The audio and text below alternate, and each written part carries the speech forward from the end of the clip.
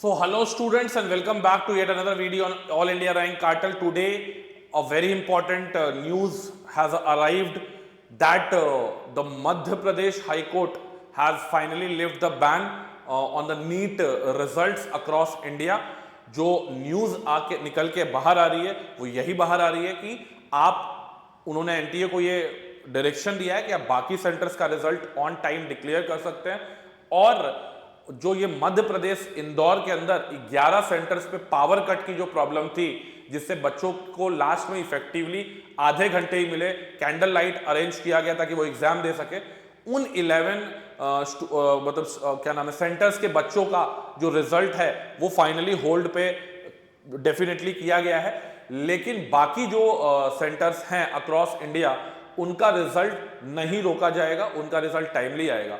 अब यहां पे देखिए पॉइंट जो आता है, मैंने अभी नीट के एनटीए ऑफिशियल्स को हेल्पलाइन नंबर पे कॉल किया और मैंने उनका पॉइंट भी जानना चाहा कि आपका क्या पॉइंट है। तो उनका अभी बोलना यह है कि we will wait for the Madhya Pradesh high court final order. अब देखिए इसमें क्या दिक्कत आएगी और क्या दिक्कतें आ सकती हैं। पहली बात तो जो स्टूडेंट्स का, क्योंकि 11 सेंटर अगर हम 500 का भी एवरेज हर सेंटर पे लेके चले तो लगभग 5500 से 6000 बच्चों का एग्जाम अफेक्ट हुआ है।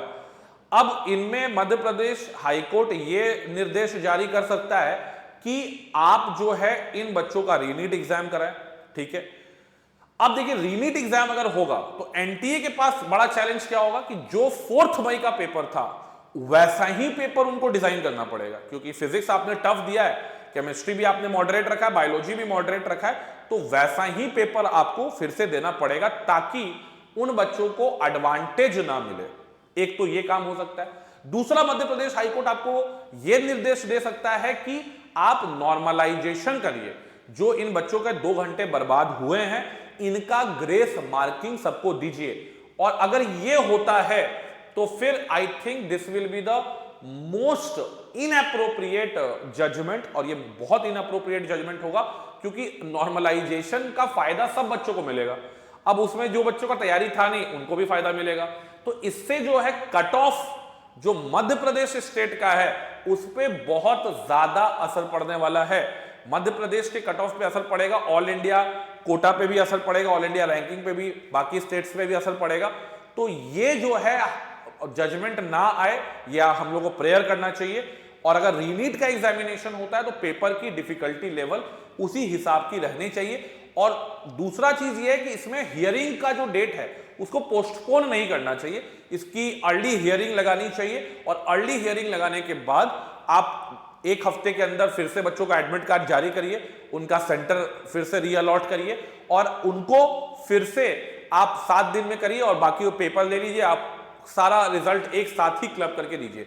क्यों, अब यहां पे देखिए एनटीए से मैं यही गुजारिश करता हूं कि भाई कोई भी एग्जाम जो आप कराते हैं तो उसको आप इस तरीके का प्रॉब्लम हो सकता है इसको आप लेके क्यों नहीं चलते, क्योंकि हमारे पास कोई प्लान ए है, अगर वो फ्लॉप होगा तो we should be ready with plan B.